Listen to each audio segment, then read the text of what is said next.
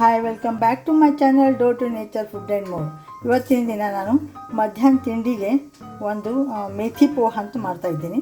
ನೋಡಿ, ಇದಕ್ಕೆ ಏನೇನು ಮಾಡಿದ್ದೀನಿ ಅಂದರೆ, ಸ್ವಲ್ಪ 2 ಕಪ್ನಷ್ಟು ಅವಲಕ್ಕಿ ಚೆನ್ನಾಗಿ ತೊಳೆದ್ಬಿಟ್ಟು ಒಂದು ಹನಿ ನೀರಿಟ್ಟು ಮುಚ್ಚಿಟ್ಟಿದ್ದೆ. ಈ ಥರ ಉದುರಾಗಿದೆ. ಇದಕ್ಕೆ ನಾನು ಏನು ಮಾಡಿದ್ದೀನಿ ಅಂದರೆ, ಸ್ವಲ್ಪ ಕೊತ್ತಂಬರಿ, ಉಪ್ಪು, ಒಂಚೂರೇ ಸಕ್ಕರೆ, ನಿಂಬೆಹಣ್ಣು ಹಿಂಡಿ ಎಲ್ಲ ಚೆನ್ನಾಗಿ ಮಿಕ್ಸ್ ಮಾಡಿ ಇಟ್ಕೊಂಡಿದ್ದೀನಿ.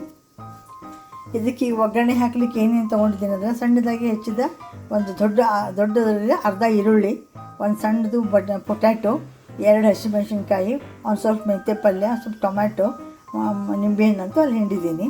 ಈಗ ಹೆಂಗೆ ಮಾಡೋದು ಅನ್ನೋದು ತೋರಿಸ್ತಾ ಇದ್ದೀನಿ. ನೋಡಿ, ಈಗ 2ರಿಂದ 3 ಸ್ಪೂನಷ್ಟು ಎಣ್ಣೆ ಹಾಕ್ಕೊಂಡು ಸಾಸಿವೆ ಹಾಕಿದ್ದೀನಿ, ಸಿಡಿತಾ ಇದೆ. ಆಮೇಲೆ ಇದಕ್ಕೆ ಜೀರಿಗೆ ಹಾಕ್ತಾಯಿದ್ದೀನಿ, ಅದು ಸಿಡಿತಾ ಇದೆ. ಆಮೇಲೆ ಸ್ವಲ್ಪ ಅರಿಶಿನ ಪುಡಿ ಹಾಕ್ತಾಯಿದ್ದೀನಿ.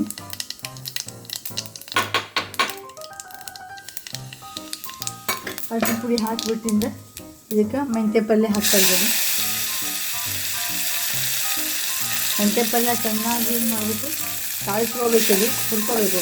ಘಮ ಬರಬೇಕು ನೋಡಿ, ಮೆಂತ್ಯದು ಅಲ್ಲಿವರೆಗೆ ಹುರ್ಕೋಬೇಕು. ಇದು ತುಂಬ ರುಚಿ ಆಗ್ತದೆ. ಈ ರೀತಿ ನೀವು ಸಿನಿಮಾ ಮಾಡೋ ಮುಂದೆ ಮಾಡ್ಕೋಬೋದು. ಇದಾದಮೇಲೆ ಹೆಚ್ಚಿಟ್ಟಿದ್ದೆ ಎಲ್ಲ ಈರುಳ್ಳಿ, ಟೊಮೆಟೊ ಎಲ್ಲ ಹಾಕ್ತಾಯಿದ್ದೀನಿ. ಇದಕ್ಕೆ ಹಾಕ್ಬಿಟ್ಟು ಚೆನ್ನಾಗಿ ಹೊಂಬಣ್ಣಕ್ಕೆ ಬರೋದಂತ ಇದನ್ನು ಹುರ್ಕೋಬೇಕು.